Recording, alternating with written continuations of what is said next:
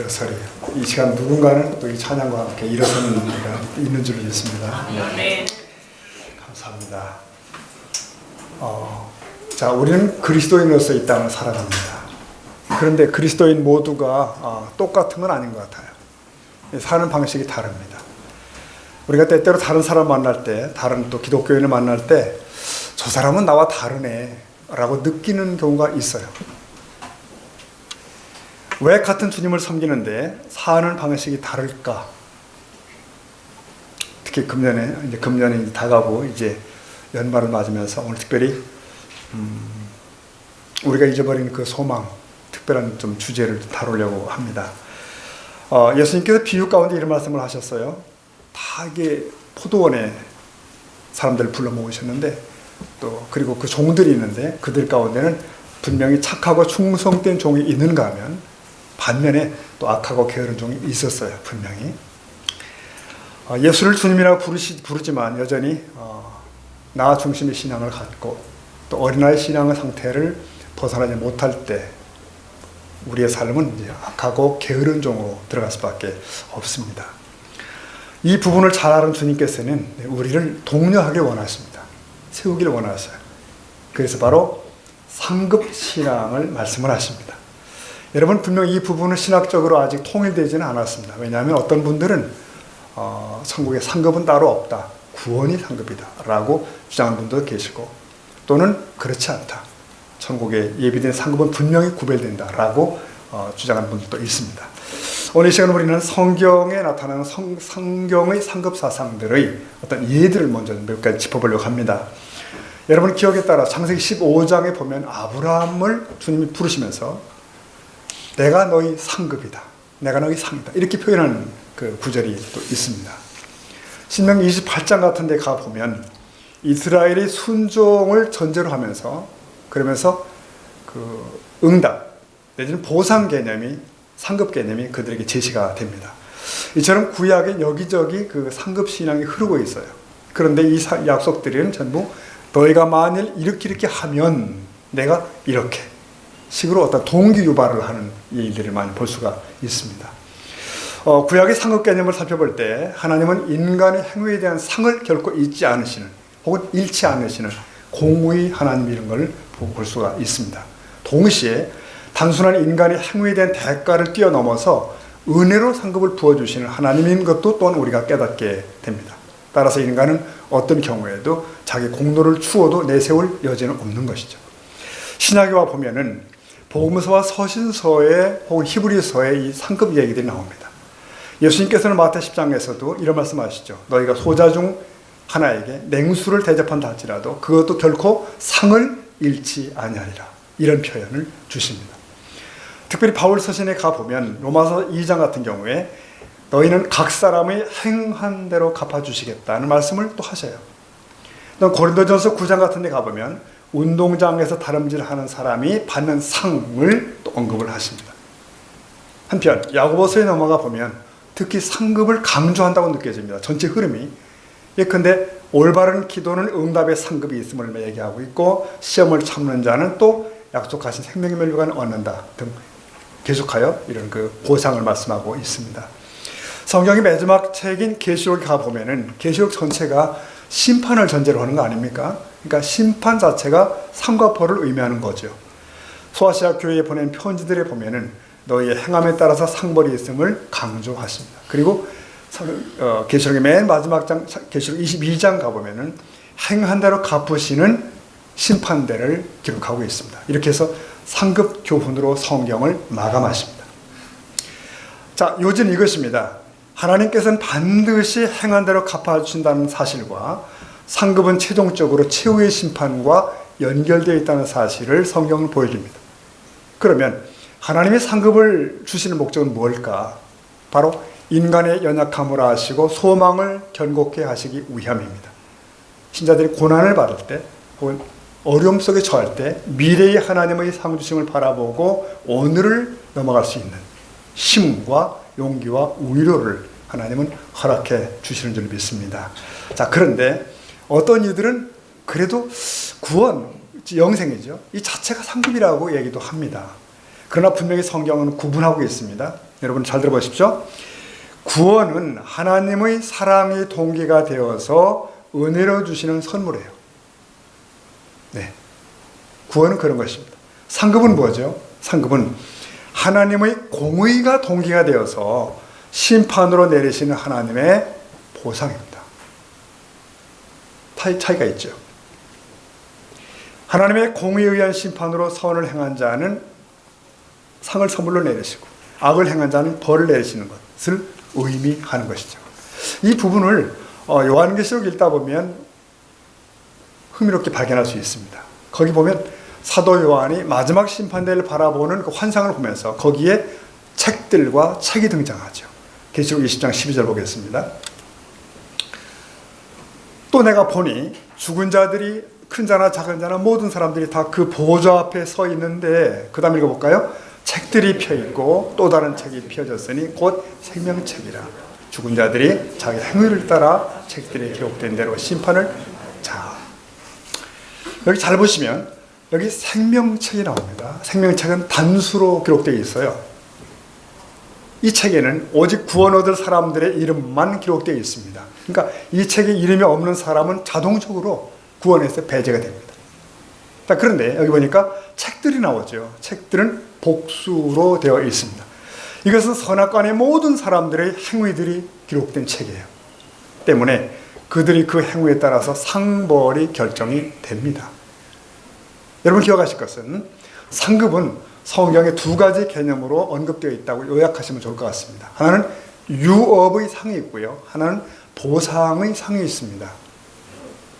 유업의 상과 보상의 상이 있습니다. 이걸 이해하기 위해서 골로새 말씀 보시면 3장 24절에 이렇게 되어 있어요. 이는 기업의 상을 혹은 유업의 상을 주께 받을 줄 아나니 너희는 주 그리스도를 섬기느니라. 자, 이 말씀이 있고요. 고린도전서 말씀 보면 3장 8절에 이런 말씀이 나옵니다. 한번 읽어보실까요? 시작. 심는 이와 물 주는 이는 한 가지나 각각 자기가 일한 대로 자기의 상을 받으리라. 자, 앞에 골로새와 뒤에 고전은 분명히 차이가 있습니다.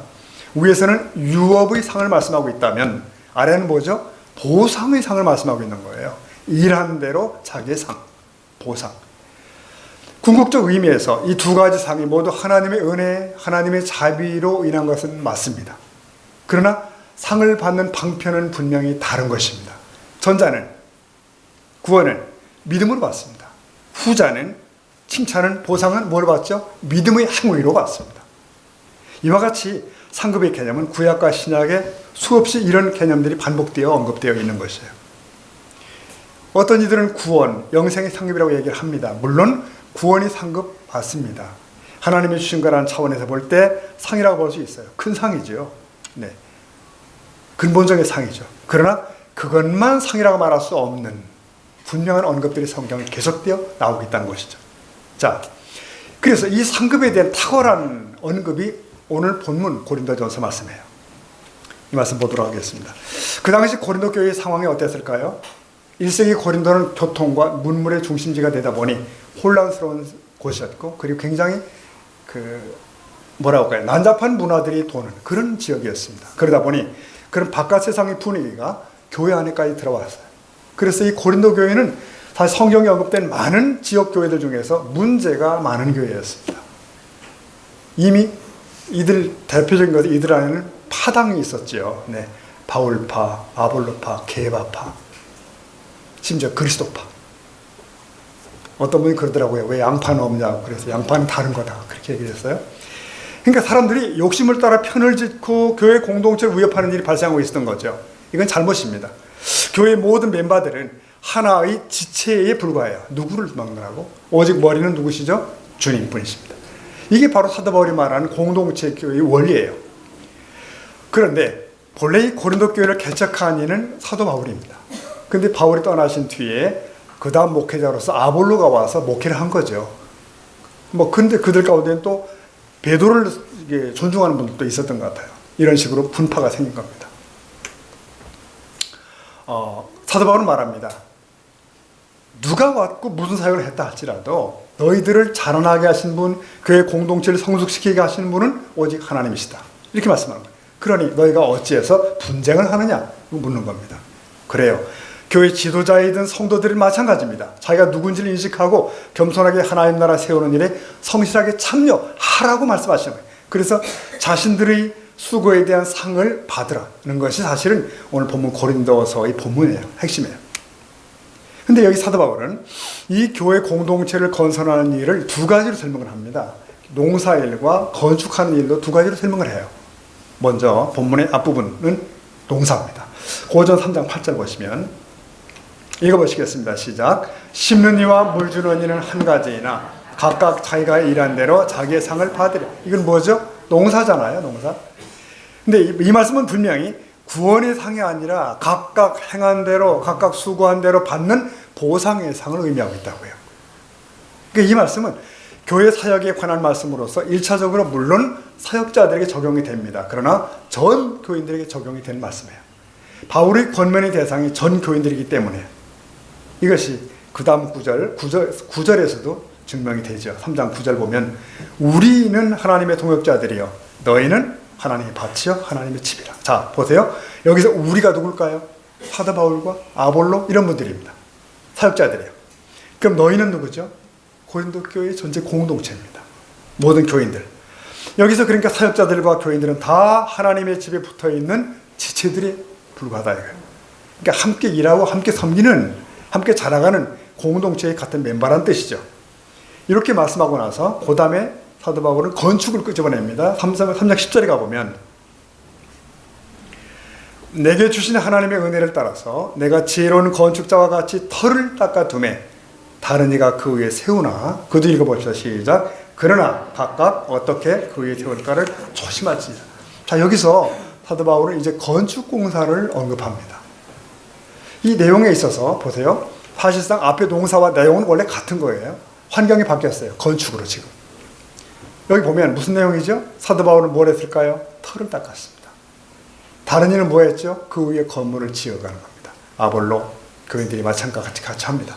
여기서 바울이 말하는 핵심은 교회 공동체를 세워가는 일에 하나님의 은혜를 따라서 지혜롭게 한다는 거예요. 지혜롭게 건축하라. 왜냐하면 반드시 그들의 공력을 따라서 당신들의 수고를 따라서 시험하여 상을 받게 되기 때문이라는 거죠.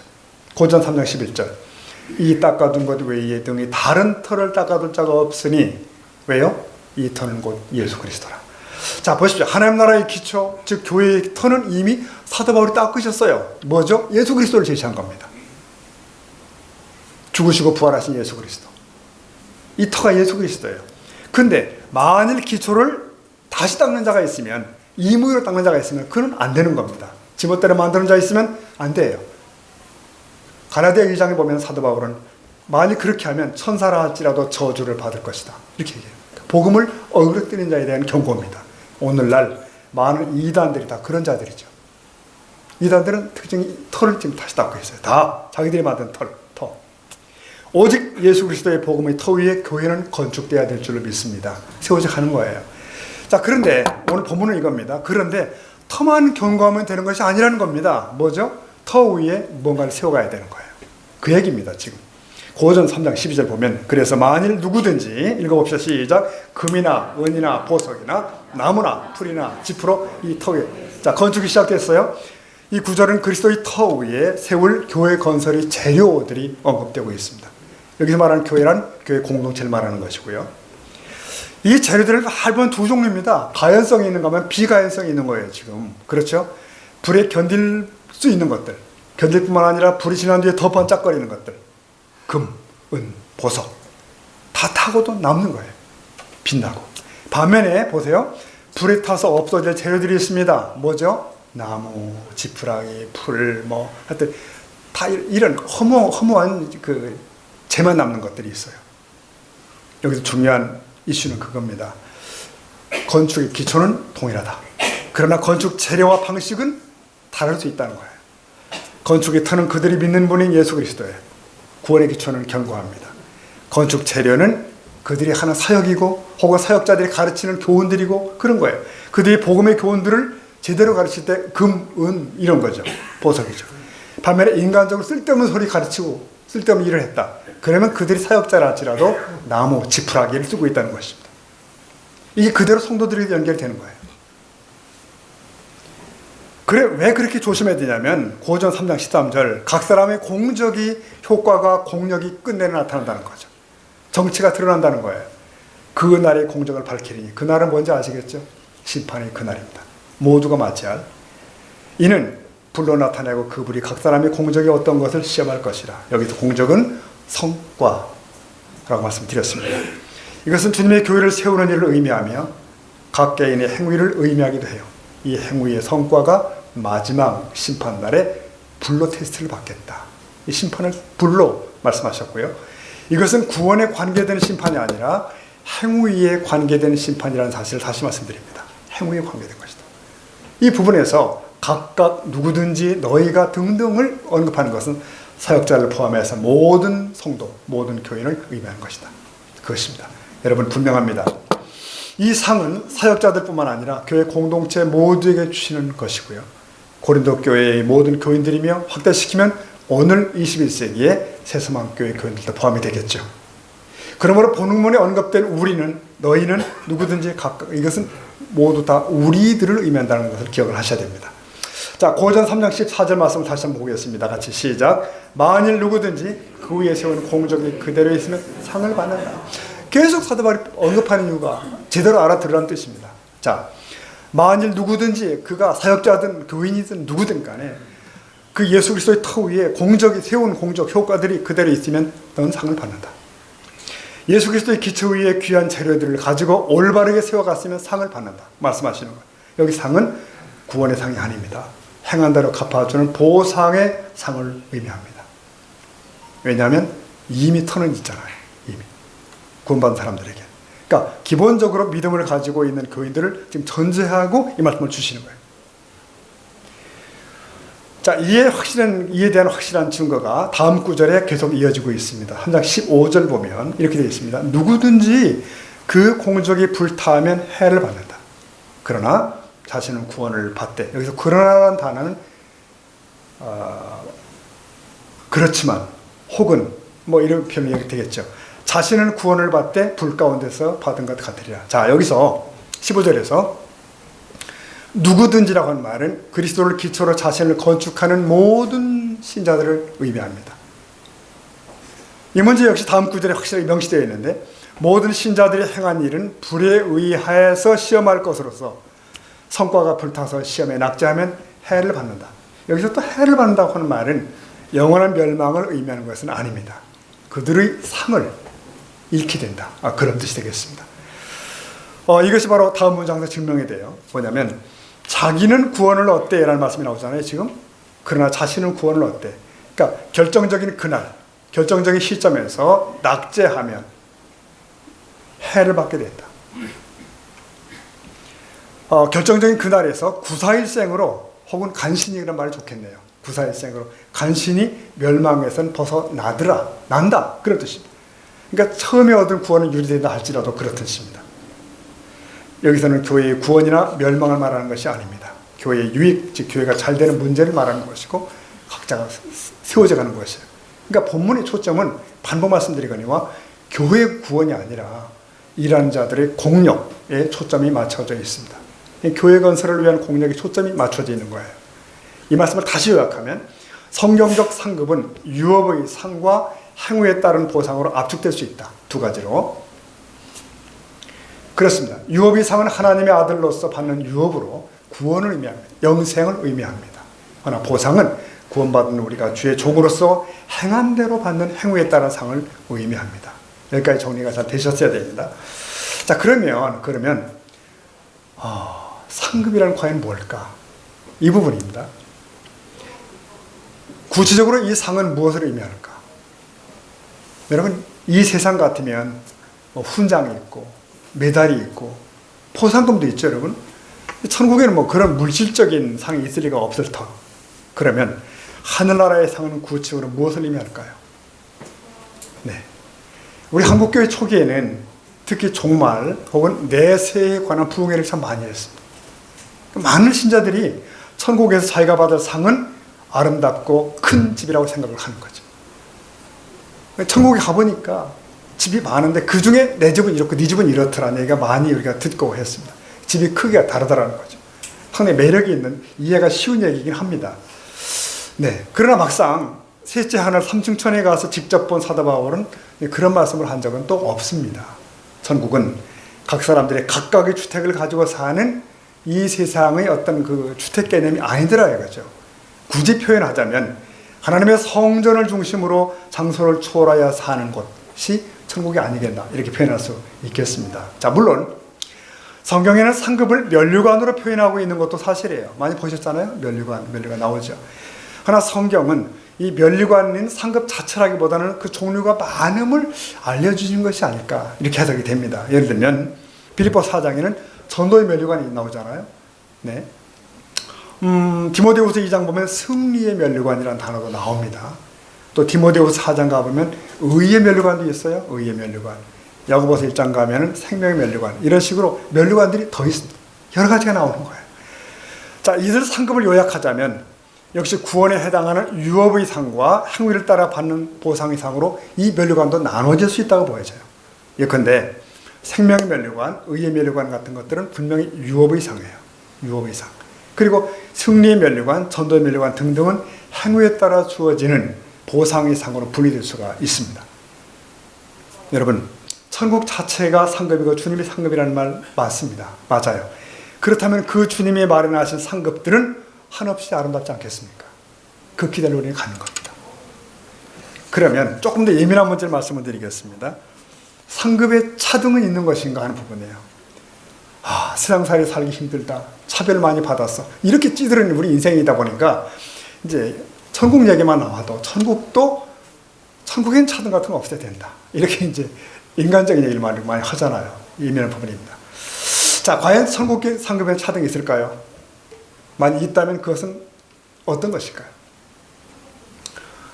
여러분, 구원의 본질에 있어서 구원이라는 면에 있어서 모든 사람은 아마 동일할 것 같아요.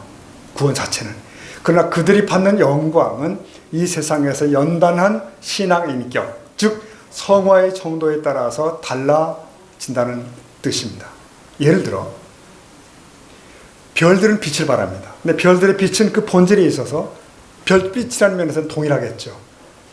네, 우리의 구원도 성도들은 전혀 차이가 없이 동일할 수 있습니다. 구원 자체는. 그러나 그 빛이 밝기 정도에 있어서는 차이가 있는 것이죠. 마치 용량이 큰 100W의 전구가 용량이 작은 10W의 전구보다 훨씬 더 밝은 것과 같은 이치입니다. 작은 별에서부터 가장 큰 별에 이르기까지 별들의 밝기 혹은 별들의 영광은 정도가 분명히 다른 것입니다. 성경 보니 주님은 태양으로 비유가 되잖아요. 태양. 그리고 우리는 그 빛을 대반사하는 사람들입니다. 예컨대 달로 비유될 수 있는 세례관이 있겠죠. 또 여러 별들로 언급되어지는 선지자들의 밝기, 빛의 차이는 분명히 있는 것입니다. 주님께로부터 받은 모든 영광의 정도의 차이가 있다는 그런 뜻입니다.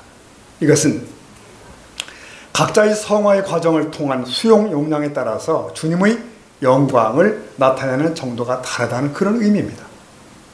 여러분, 사도 바울은 부활의 영광을 언급한 적이 있어요. 부활의 영광. 그런데 이 영광은 주님의 부활로 말미암은 것이므로 모든 사람들의 영광이 동일하겠죠. 불구하고 사도 바울은 고전 15장에서 말하기를 해의 영광도 다르고 달의 영광도 다르며 별의 영광도 다른데 별과 별의 영광도 다르다. 이렇게 말씀하십니다. 그래서 영광의 차이를 말씀을 하셔요. 여러분, 영적인 세계 생각해 보십시오. 천사의 세계. 마찬가지입니다. 천사들 사이에 엄연히 구별이 있고 그리고 차등적 직책이 있어요. 네. 각 분야에서 각자의 임무를 수행하며 각자의 정도에 따라서 영광의 빛을 발합니다. 그러나 그 모든 영광을 오로지 하나님께로 집중시키는 세계예요. 그러니까 천국도 그런 영적인 세계라고 생각이 됩니다. 어떤 사람들은 천국에 무슨 차별이 있겠냐고 이제 단순 비교 내지는 그런 이의를 제기합니다. 예, 그러나 여러분 한번 이렇게 생각해 보십시오. 천국의 그림자라고 할 수 있는 교회 혹은 가정, 이 안에서도 엄연한 어떤 구별은 있는 거예요. 그렇죠. 그리고 또 그 구별에 따라서 존중을 받는다고 해서 누가 존중을 받는다고 해서 그건 불공평하네, 차별이네 이런 말 하지 않잖아요. 예를 들면 가장 안에서 좀 존중을 받는다 해서 불평하지는 않습니다. 큰 아들이 올림픽에 나가서 승리 금메달을 따왔다. 다른 그걸 시기할 형제들이 있는 건 아니죠. 오히려 가문의 영광이고 부모 형제가 다 기뻐하는 거예요. 네, 그렇게 이해하시면 됩니다. 저번에 우리가 제주 수련회가 있었는데 준비팀 성도들이 가서 큰 은혜를 끼치고 왔다. 예, 돌아왔더니 온 교회가 다 같이 기쁜 거죠. 다 좋은 거죠. 다 영광인 거죠. 그러니까 영광을 받는 사람도 자만하지 않고 모두가 기뻐하는 것이 교회와 가족이라면, 그렇다면 모든 것이 완전하고 충만한 천국에서는 더 말할 것이 없을 것입니다. 사실 이런 원리는 이 세상에서도 종종 찾을 수가 있어요. 우리가 예를 들어 우리 인간이 본질적으로는 모두 차별 없이 동일하죠. 사람이니까. 그러나 사람들 간의 인격과 능력에 따라 구별된 차이점들이 다 있는 거예요. 피겨 선수 김연아가 온 세계를 감동시키고 막 메달을 타고 청룡장 훈장을 받고. 근데 우리는 그때 그걸 보면서 당연하다. 그의 수고와 노력을 우리가 인정하고 들어가는 거야, 다 같이. 근데 그런 걸 왜 주고 그래? 차별을 좀 하고 그래? 짜증나게. 이런 사람은 없단 말이죠. 예를 들면. 이처럼 천국 상급에는 계급적 차별은 있을 수 없으나 인격과 능력에 의한 영광의 빛에는 분명히 차등이 있는 것입니다. 그럼에도 천국에서 이 상급 때문에 차별이 되지 않는 이유가 뭘까요? 차별이라고 여겨지지 않는 이유가 뭘까요? 누구든지 각자가 받은 상급의 영광을 한 분 하나님께 돌려드리는 것에 집중되기 때문에 그렇습니다. 모두가 그렇습니다. 누가복음 17장을 보면은 종들이 상급을 받으면서도 나는 무익한 종입니다. 이렇게 주님께 고백하는 장면을 보여요. 바로 그런 것입니다. 계시록 4장 가보면 24장로들이 자기들이 받은 영광의 면류관을 다시 보좌에 계신 하나님께 던져 올려드리는 그런 장면이 나옵니다. 바로 그런 것이 천국입니다. 천국에는 모두가 각자의 받은 영광을 오직 하나님께로 집중하여 돌리기 때문에 절대자 하나님 안에서 절대 평안을 누리는 세계인 줄로 믿습니다. 거기에는 다른 부분이 없어요. 천국에는 하나님의 사랑이 충만해요. 신령한 공동체이기 때문에 시기나 질투의 원인이 될 수 있는 차별이라는 개념조차 상상할 수가 없습니다. 상을 받은 사람은 교만치 않고 그 영광의 기쁨을 이웃과 더불어 나누게 되는 것이고, 상을 받지 못한 사람은 겸손한 마음으로 상을 받은 이들을 축하하는 것. 예컨대 천국은 그런 곳이 될 겁니다. 자, 사랑하는 성도 여러분, 우리는 그래요. 본질적인 면에서 우리 모두가 똑같은 영생의 영광에 참여하게 됩니다. 본질적인 면에서. 그러나 이 세상에서 쌓은 공력에 따라서 그에 대한 상은 다른 것입니다. 구별이 되는 것입니다. 이 상에 참여하는 자는 그만큼 주님의 칭찬과 더욱 큰 기쁨을 얻게 될 것입니다. 그 공적이, 그 효력이 시험에 의해 불타버리면 그들의 상은 없어지는 것입니다. 이 공력은 구원받은 신자들이 성화의 과정을 통해서 의의 열매 혹은 성령의 열매를 맺기 위한 행위의 노력을 의미합니다. 천국은 그래서 잘 들어보십시오. 차별이 없는 곳이지 구별이 없는 곳은 아닙니다. 한번 따라 하십시다. 천국은 차별이 없다. 구별은 있다. 네, 바로 성경이 그 부분을 증언하고 있습니다. 말씀을 좀 요약해 가겠습니다. 근자의 한 목사님의 지적의 말씀을 제가 드리면서 상당히 공감하는 머리를 끄덕거린 적이 있습니다. 자, 영적으로 이처럼 느슨한 시대를 사는 우리들. 그렇기 때문에 유치한 몸부림이라도 몸부림치지 않는 자보다는 몸부림치는 자가 낫다는 거예요. 무슨 말이냐면 기도 안 하는 자보다는 기복적 기도라도 하는 자가 낫다는 것이에요. 몸부림치는 자가 나은 겁니다. 또 누구는 금멸류관이고 누구는 개털 모자야 하는 유치한 설교를 할지라도 그렇게 해서 격려하는 메시지가 우리에게 필요하다는 것입니다. 이 시대는 우리는 깨워야 되기 때문에. 사랑하는 성도 여러분, 하나님은 복의 근원이십니다. 모든 선한 것이 그분으로부터 옵니다. 그러니까 하나님을 믿는 것은 바로 복을 받는 길이 맞습니다. 여러분 믿으시죠? 네, 복을 받는 길이 맞습니다. 그런데 성경을 곰곰이 읽다 보면 좀 이상할 때가 있죠. 수많은 성경의 사람들이 어려운 생을 살더라고요. 많은 주의 종들이 환난을 받았어요. 예수님 12 제자들이 다 객사를 했어요. 기독교 역사 2000년 읽다 보면은 수많은 신실한 사람들이 그렇게 살다 갔더라고요. 그러면 그들은 진정 그렇게 끝난 것일까? 세례 요한은, 스데반 집사님은 쓸데없는 죽음을 맞은 것일까? 그렇게 끝난 것일까? 불행으로 마감된 것일까? 여러분, 그렇지 않습니다. 진정한 복을 그들이 보았다는 것이죠. 알았다는 것이죠. 바로 천국의 상급입니다. 아직은 내가 시상대에 서 있지 않다는 걸 알았어요. 선수는 그날에야 메달을 받습니다. 그게 바로 믿음의 선진들의 모습이었어요. 사랑하는 성도 여러분, 이 시대를 둘러보십시오. 사람들은 넓은 길을 선호합니다. 드러내놓고 넓은 길 신앙을 요구합니다. 그러나 주님은 변함없이 좁은 길을 말씀하십니다. 좁은 길은 희생의 길입니다. 누가 말해도 섬김의 길이고요. 좁은 길은 양보하며 인내하며 갈 수밖에 없는 길이에요. 그리고 남몰래 눈물을 흘리기도 하는 길이 좁은 길입니다. 이 시대에 수많은 사람들이 길을 선택합니다. 편한 길을 원하고 드러나는 길을 원합니다. 그러나 그들 중 누군가는 또 좁은 길을 선택하고 있어요. 누군가는. 어떤 이들은 그런 이들을 주님은 알고 계십니다. 그리고 보고 계셔요. 그리고 그들을 위해서 상급을 예배하고 계신 겁니다. 여러분 보세요. 세상에 어떤 상이라도 받으려 애쓰는 게 이 세상 사람들 아닙니까? 우리는 고상한 천국의 상을 사모하는 자가 될 수 있기를 축복합니다. 단 잊지 말 것은 있습니다. 주님은 상을 우리에게 약속하십니다.